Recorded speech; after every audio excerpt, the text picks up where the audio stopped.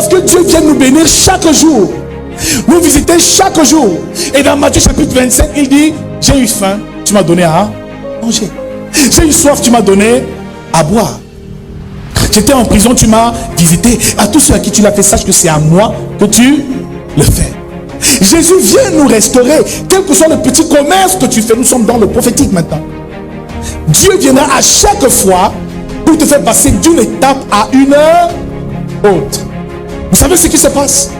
Tu as ton petit call box et tu vends tes bonbons au bord de la route. Un matin, quelqu'un vient passer, il dit, pardon maman, j'ai faim, donne-moi même un biscuit. Tu dis, hé, va là-bas, va avec ta malchance. La personne s'en va, mais tu ne sais pas que c'est le Seigneur que tu as chassé de ton commerce. Parce que cette personne démunie n'était rien d'autre que Jésus lui-même qui est venu. Le but, c'était de t'élever, de te faire partir de ce petit call box à une petite boutique encore plus raisonnable. Et ainsi de suite. Dieu viendra parfois lorsque tu es malade. Quelqu'un viendra vers toi pour te dire pardon, aide-moi. Tu dis, tu ne vois pas que je suis malade, pardon, laisse-moi. Je veux d'abord me soigner. Mais il viendra pour te guérir et tu ne le verras même pas. Il prendra des vêtements de pauvre. Il prendra des vêtements de quelqu'un d'insignifiant. Mais le but, c'est que le Seigneur visite ses enfants chaque jour afin de les élever. Nous entrons encore plus dans le prophétique maintenant. À chaque fois, mon frère, ma soeur, que quelque chose de grave doit arriver, le Seigneur vient te protéger. Beaucoup ne le savent pas et n'arrivent même pas à le percevoir. Lorsque tu veux sortir, un grand malheur doit arriver. Souvent, généralement, Dieu envoie quelqu'un. Dieu envoie quelqu'un, souvent te demander quelque chose, ou demander un service, demander quelque chose. Le but, c'est de te sauver la vie. On a vu la dernière fois comment j'étais en ville, il dit, mes yeux se sont ouverts. Un homme gare la voiture. Et il finit de faire les courses, il veut repartir. Le Seigneur me dit, regarde ce que je te montre. Je regarde, je vois comment est-ce que cet homme va faire un accident de circulation parce qu'il allait au deuil de sa soeur. Et bien aimé dans le Seigneur, Dieu me dit, regarde un peu ce qui se passe. Les enfants de l'avenue Kennedy ont encerclé sa voiture.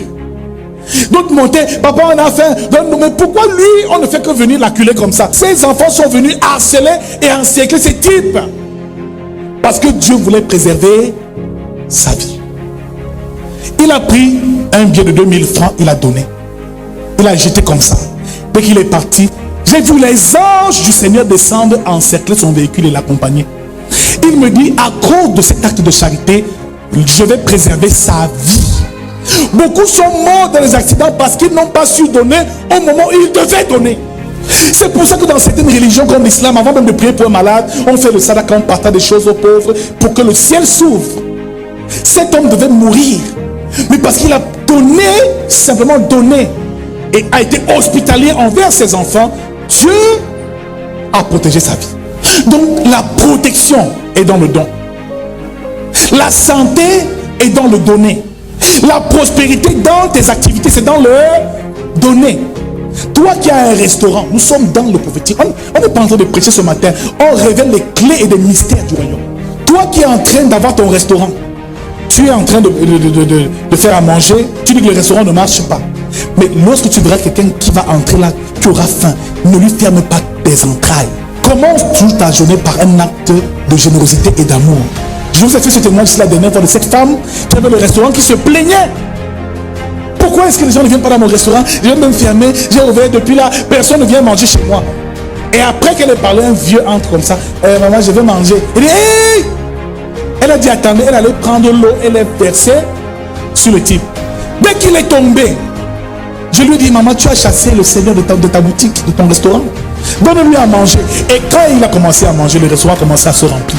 Se remplir, se remplir. Elle a vu le miracle de Dieu, dont le don a la capacité de multiplier.